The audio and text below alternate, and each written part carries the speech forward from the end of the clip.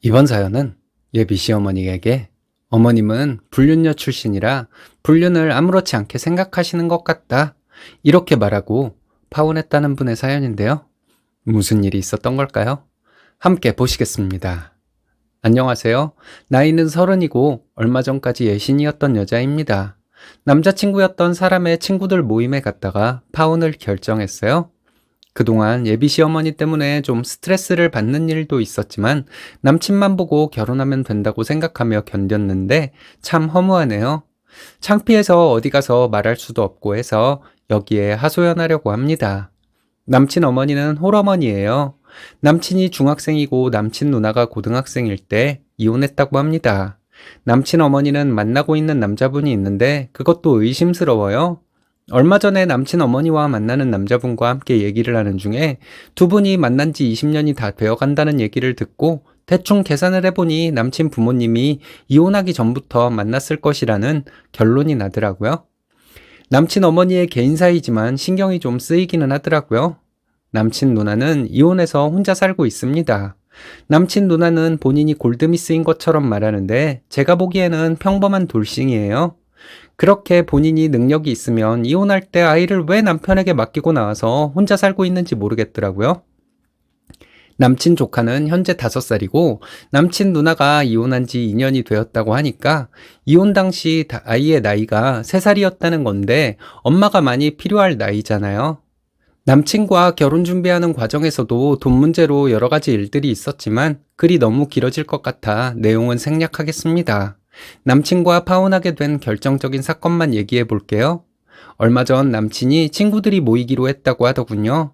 커플 동반, 부부 동반 모임이라고 하며 저에게 같이 가자고 해서 갔습니다. 남친과 만나서 모임 장소로 가고 있는데 남친이 친구와 통화를 하더군요. 통화가 끝나고 무슨 얘기를 했냐 물으니 친구 중 한 명의 여자친구가 함께 온다고 했답니다. 별 생각 없이 듣고 넘겼는데 생각해보니 그 친구는 유부남인 거예요. 그 친구는 아이는 없고 주말 부부로 지내고 있다고 들었습니다. 그 친구 말고 남친의 다른 친구들 중에서는 저와 처음 만나는 사람들도 있었습니다. 그래서 남친이 친하게 지내는 친구들에게 두루두루 인사한다는 생각으로 마인드 컨트롤하고 있었죠. 처음 보는 사람들도 있고 해서 저는 말을 많이 하지 않고 음식을 먹으며 누가 말을 걸면 웃으며 대답하고 있었습니다. 그런데 그 불륜녀가 뻔뻔하게도 남친의 친구들과 인사도 하고 얘기도 신나게 나누더라고요. 자리를 옮기는데 남친에게 2차도 갈 거냐고 물었습니다. 남친은 1차가 너무 일찍 끝났으니까 2차 가서 잠시만 있다가 나오자고 하더군요. 알겠다고 했는데 2차 장소로 가는 중에 남친은 불륜 커플에 대해서 얘기를 해주더라고요. 그 여자는 유치원 선생님이고 그 여자도 유부녀인데 둘이 거의 매일 만난다는 얘기였습니다. 그 불륜 커플은 저희보다 앞서서 걸어가고 있었는데 둘이 팔짱을 끼고 걸어가더군요. 남친과 남친의 친구 한 명이 함께 걸어가고 있는 중에 제가 이렇게 말했어요.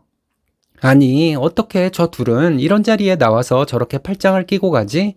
저 여자분은 선생님이라고 하던데 불륜이라니. 그 불륜 커플에 대해 제가 언급한 건 이게 전부였어요. 2차에 가서 자리에 앉으면서 남친에게만 조용히 얘기했습니다. 이 자리가 좀 불편하다고요. 그랬더니 남친은 저에게 소리를 지르며 말하더군요. 야, 일어나. 집에 가자. 그러더니 남친은 자기 친구들에게 얘가 집에 가고 싶다고 해서 가야겠다. 나 간다. 다음에 보자. 화난 목소리로 이렇게 말을 하더니 먼저 나가버렸습니다. 저는 황당했어요. 밖으로 나와서 남친이 얘기하는 것을 들으니 더 황당했네요. 너는 참을성도 없냐? 왜 그렇게 불편한 티를 내냐? 친구들도 너 때문에 불편했다. 이러는 것이었습니다. 그럼 불편한 걸 어떻게 하냐고 했더니 그 정도도 못 참냐고 하더니 저에게 또 참을성이 없다고 하더군요. 그럼 내가 자기에게 그런 말도 못해? 왜 내 탓을 하는데 불륜 커플이 커플 동반 모임에 꼭 와야 하는 거야? 나는 불편해도 참고 있었는데 자기가 소리 지르며 가자고 했잖아. 아니야? 이렇게 말했습니다. 남친은 제가 불편한 티도 내지 말았어야 했기 때문에 제가 참을성이 없는 것이랍니다. 그 자리에서 제가 불편한 티를 내서 다른 친구들 모두 불편하게 있었다 하더군요. 대다수의 사람들이 이런 거 불편하게 여기지 않았을 일인데 저만 불편하게 여긴다는 말을 들으니 너무 화가 났지만 길거리에서 남친과 언성 높여가며 싸울 수가 없어서 참고 집으로 왔어요. 애초에 모임을 주선한 친구가 불륜남 친구는 다음에 보자고 할 수도 있는 거 아니었을까요? 알고 보니까 그 불륜 커플은 다른 곳에서도 데이트를 하고 있는 중에 연락을 받고 그 자리에 왔던 것이었답니다. 둘이 그냥 데이트나 하지 굳이 그 자리에 왜 왔을까요? 불륜을 저지르고 있는 것이 자랑스러웠던 건지, 불륜녀는 그 덩치에 그 외모에 자기가 불륜을 저지르고 있는 것이 정말 자랑스러웠는지도 모르겠네요. 그 후에 모임을 주선한 친구와 남친이 통화를 했는데 둘이서 제가 너무했다는 얘기를 했답니다. 나중에 뒤에서 욕을 하더라도 그 자리에서 제가 불편한 티를 낸 것은 잘못이라고 했다네요. 남친과 만나서 얘기를 하는데 제가 자기 체면을 생각해줘야 했답니다. 불편한 티를 내지 않았으면 자기가 저에게 고마워했을 거라더군요.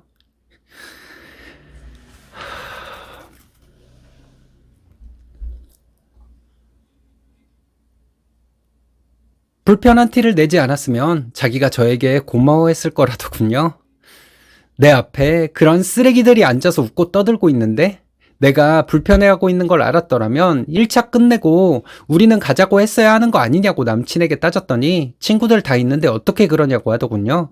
남친이 평소에도 자기 감정이 우선이고 자기 지인들 기분을 살피는 것이 참 싫었는데 이런 일까지 생기니까 너무 화가 났습니다. 남친은 어쨌든 제가 참을성이 없는 거라 하길래 우리는 너무 안 맞는 것 같으니 여기서 관계를 정리하자고 했습니다. 남친도 그러자 하더군요.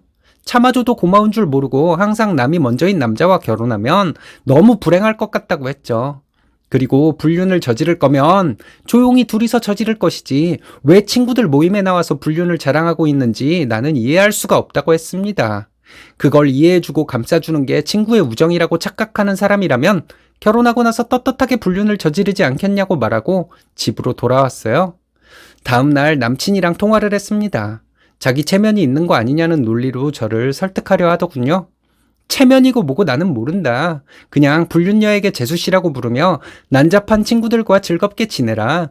불륜을 저지르는 친구가 결혼할 여자보다 더 소중한 사람에게 인생을 걸 수는 없지 않겠냐? 이렇게 말하고 전화를 끊었습니다. 그리고 저희 부모님께 사실대로 다 말했어요.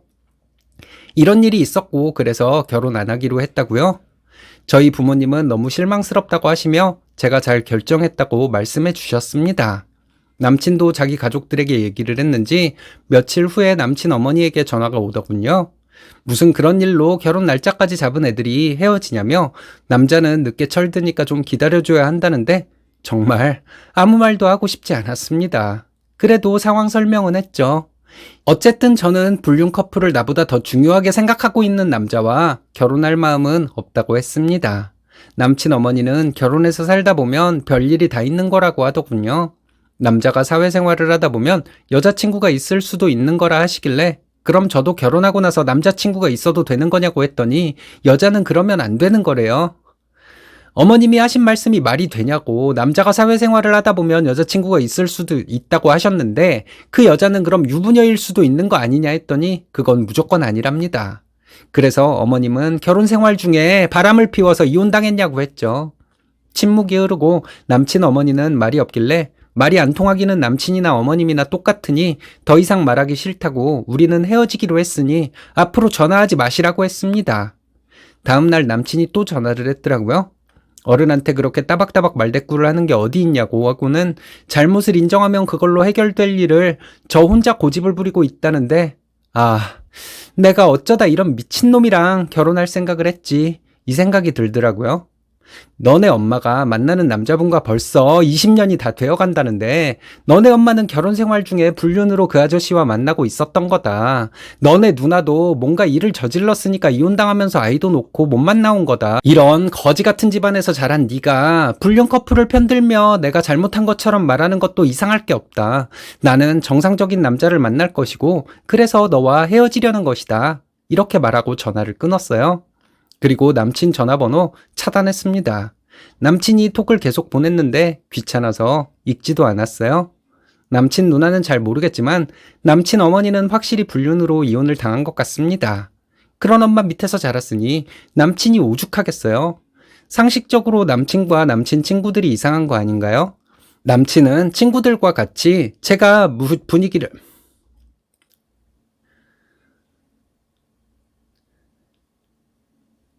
남친은 친구들과 같이 제가 분위기를 망쳐놓았다고 하니 정말 그런가 하는 생각까지 했었습니다. 말려들 뻔했네요. 2주 정도 되었는데 그동안 결혼 준비하면서 예약한 것들 전부 취소하고 위약금 제외하고 돌려받을 돈 돌려받아 남친에게 반을 입금했습니다. 저 잘한 거 맞겠죠?